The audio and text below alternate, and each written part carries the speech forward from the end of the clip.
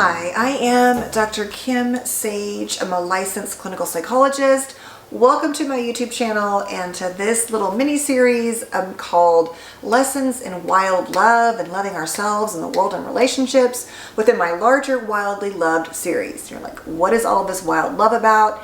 I just want us to talk about how to not be so restricted in how we love ourselves and others with all these rules and mind games and limitations. The goal is to learn to relax and soothe our own bodies and not live in such a either kind of like agitated stress state or a numbed out collapse state. Often, like I talk about, I have an off and on switch. I'm either 90 miles an hour or I'm, fatigued out watching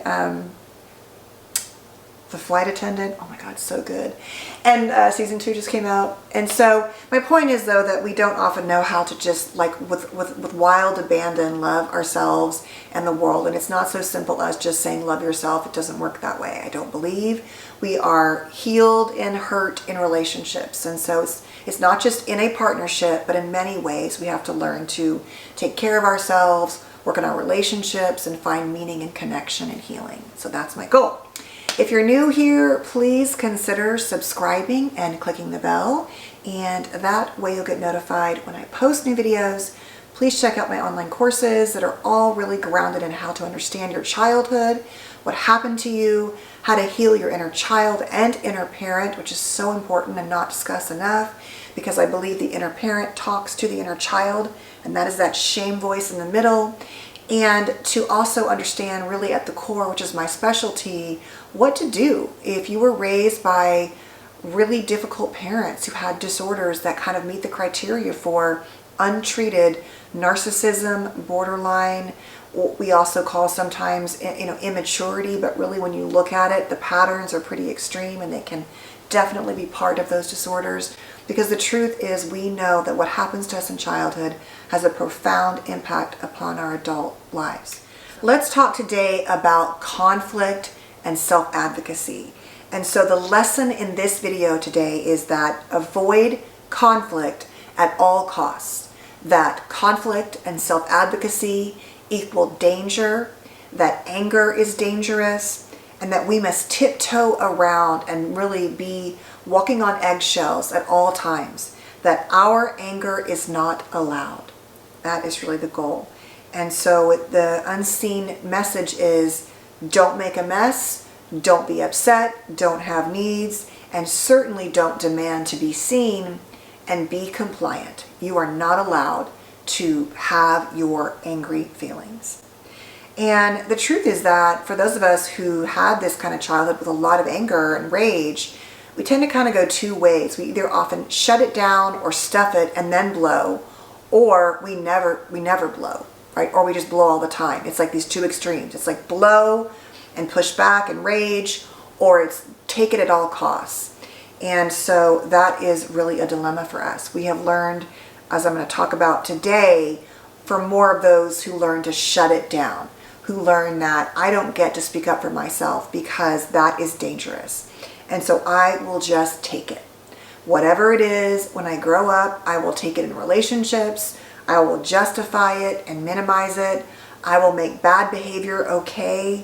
I'll make it my fault because I took it, because I didn't speak up. Whatever it is, I will make it about me. I will never learn or be able to hold someone else accountable because it feels so unsafe in my body. And that's the problem. We're not just choosing to not, assert ourselves. It's that in our homes, parents were oftentimes dangerous. And the spectrum can be wide from, yelling and screaming to physical danger to both. And so we've learned that we just have to take it no matter what. Then what we also learned was that every time we want to have any kind of self-assertion, it has to be appropriate, it has to have lots of boundaries, it has to be a conversation. If they push back, we don't take it too far. The message is don't ask for too much. You are too much, especially if you have strong emotions and feelings around anger or boundaries, right? You don't get to have any of those. Your anger is not allowed, there isn't room for it, and your anger will be extinguished or punished. That's the parent that says, well, I get to act out and rage at you because I'm an adult, but as a child with no training and skills, you don't get to. Go to your room, or you get in trouble, you get disciplined, your emotions are not allowed. But meanwhile, I can just, storm through the house and do all kinds of things that are not okay. So if you think about what that's teaching a child, it's teaching them to shut down their emotions. It's teaching them that anger isn't safe. And what's going to happen oftentimes is when you grow up, or as you become an adolescent and an adult, and certainly a parent, your kids are going to trigger you. They are going to trigger you. And you are going to feel that okay, well, why do you get to act out? I didn't get to act out or push back. And so you will want them to be compliant and good and take it the way you did if you are not mindfully aware of the fact that you don't want to do that with them, that you want to make space for their emotions. It's almost like, how dare they? They don't get to do that. I didn't get to do that. And so, or like I said, you kind of go back and forth to being completely appropriate. And over time, you end up feeling with your partner, this is that repetition compulsion. We often choose partners where we feel just as unheard and disregarded and neglected, and that our feelings don't matter.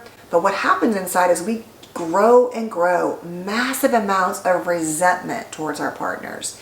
And oftentimes what happens, I've seen, is that in couples, at the point where the resentment has grown so much, when it finally starts to come out, it's too late.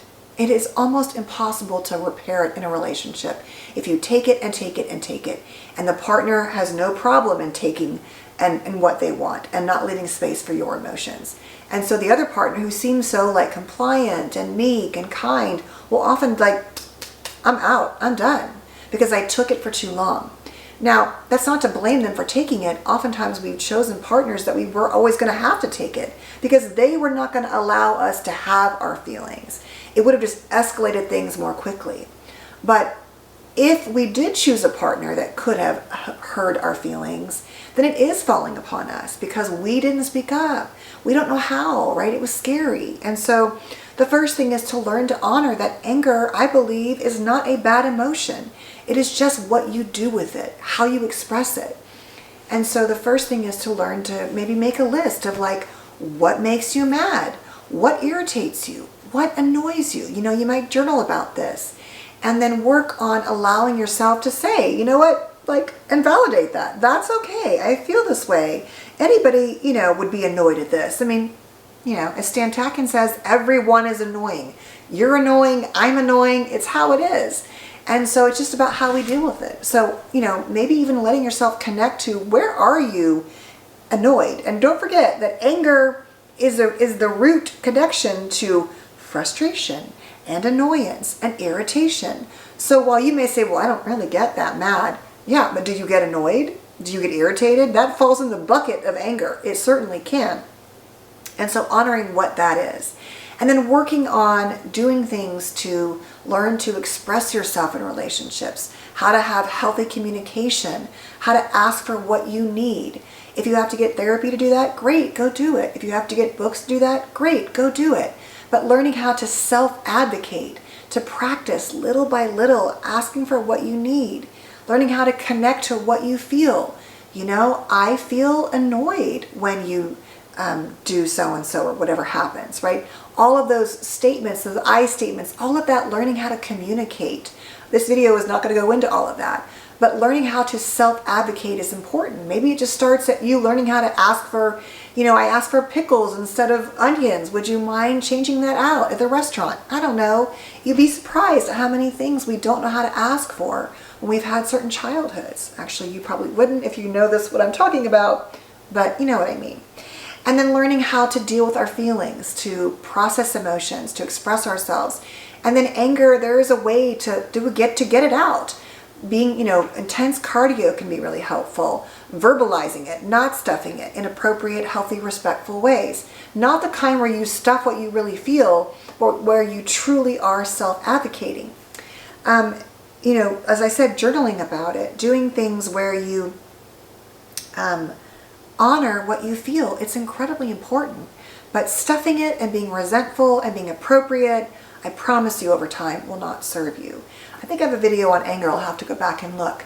Maybe I'll make one next week. But the idea is that you truly learn to honor that you're allowed to feel this way. You're allowed to speak up for yourself. Your go-to doesn't have to be at all costs to stuff and take it. And we just want to look at how we express that and how we share it. So I hope this video was helpful. And I thank you so much for being here. Please stay safe and well. And I will see you tomorrow. Take care. Bye, guys.